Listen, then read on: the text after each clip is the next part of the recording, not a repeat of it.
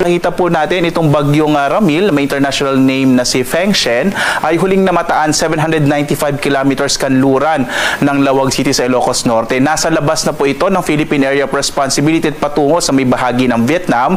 Hindi na ito nakakaapekto sa ating bansa, maging yung trough o maging yung mga kaulapan na dala nito, hindi na rin nakakaapekto sa ating bansa. Sa ngayon, easterlies o yung hangin nagmumula sa karagatang Pasipiko ang magdadala ng mas malaking posibilidad ng mga pag-ulan dito sa may bahagi ng Batanes, gayon din sa may Eastern Visayas at sa may Caraga at Davao Region. Makikita niyo po na may mga kaulapan dito sa may area ng Caraga, dulot ng easterlies. Ang malaking bahagi naman ng ating bansa, ang nalalabing bahagi ng ating kapuluan, dito sa Metro Manila, sa may area po ng Luzon, Visayas at sa may kanlurang bahagi ng Mindanao, makararanas naman ng mas maliwalas sa panahon, mas maliit yung posibilidad ng mga tuloy-tuloy na mga pag-ulan, bagamat posible pa rin yung mga isolated rain showers and thunderstorms.